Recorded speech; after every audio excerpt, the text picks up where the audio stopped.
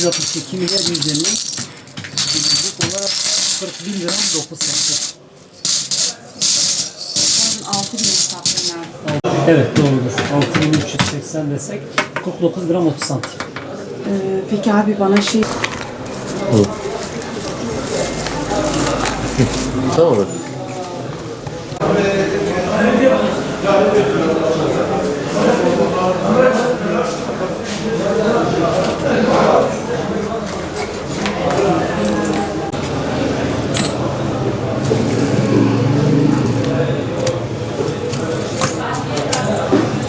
Abi.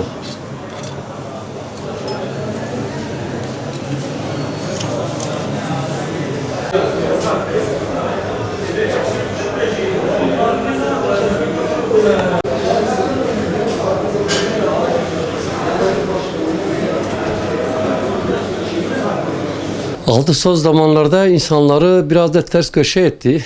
Yani ABD ve Siyonist İsrail'in İran'a saldırıları öncesinde yani çok bir yükseliş bekleniyordu piyasada. Ama tam tersi oldu. Yani savaşla birlikte altın hemen hemen 1000 TL civarı bir kayıp yaşadı. Şu anda da yani toparlanmış değil. Hala 7000'in altında. Daha önce 8000 liradan satılıyordu. Şu an 6-8 civarı seyrediyor. Yani bu petroldan kaynaklı diye söyleniyor. Tabii bu küresel piyasa petrolün Orta Doğu'daki önemini de ortaya koyuyor. Yani insanlar altın satıp petrol alıyor gibi bir algı ile altının bu düşme trendini o şekilde uzmanlar yorumluyor. Ama bundan sonra ne olacak? Hep beraber göreceğiz inşallah. Yani sahte altın piyasaları sadece şimdi piyasaya girmiş değil. Çok eskiden de bu vardı. Bazı kuyumcularda da imitasyon dedikleri altına benzer ürünler tezgahlarda sergileniyordu. Bu makul bir şey değil, doğru bir şey de değil. Çünkü müşteriyi kandırmaya yönelik bir şey diyebiliyoruz. Fakat var yani piyasada her zaman bu var. Sahte altın piyasada her zaman olacak. Bunu ayırt etmek de çok kolay değil. Yani bazıları kalıp şeklinde kaplama yapıyorlar. İçi bronz, demir ve işte gümüş, üstü altın kaplama. Bunu her kuyumcu da bunu anlamıyor.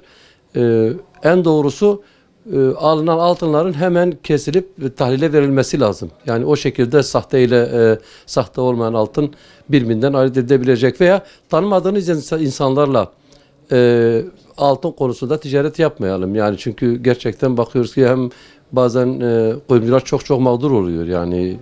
Yani kuyumcu kolay sahte altın satmaz. Yani ya kuyumcu değildir veya sahte altın her yerde dediğimiz gibi her yerde olur.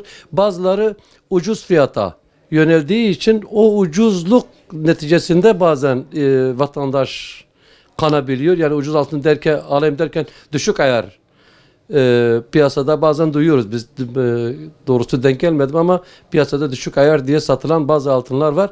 Yani vatandaşın güvenli yerlerden alım satımını yapmaları gerekiyor. Yani yetkililerin bu konuda çok ciddi bir denetim mekanizmasını oluşturması gerekiyor. Yani bu hem il bazında hem ülke bazında yetkili organların sürekli kuyumcuları kontrol etmeleri ve bunun önüne bu şekilde geçebilmeleri gerekiyor. İkincisi il bazında hem kuyumcu odaları veya kuyumcu odaların olmadığı yerlerde kuyumcu derneklerinin piyasaya gelen bütün çantacılardan sürekli numune alıp onu sürekli ayar evlerine gönderip o ayarları takip etmeleri gerekiyor. Yoksa bunun önüne geçmek zor. Yani sahte altına karşı diyecek şeyimiz şu olur. Yani herkes güvenilir yerlerden altın almalı. Yani ucuz yerlere kaçmamalı. Yani ucuz altın yok aslında. Yani eğer ucuz altın varsa biz de alalım mantığıyla hareket. Mesela bazen bize de geliyorlar işte altın falan yerde örneğin Batman geliyor diyor ki Diyarbakır'da şu kadara satıyor veya Diyarbakır'da işte Batman'da şu kadara satıyor veya İstanbul'da şu kadara satıyor. Altında ya düşük ayar olur ya da ucuz altın normalde yoktur. Yani böyle 20 lira 30 lira bir fark şey değildir. Yani fark değildir, ucuzluk değildir veya pahalılık değildir. İnsanların güvendiği yerlerden alışverişini yapmaları gerekiyor diye düşünüyorum.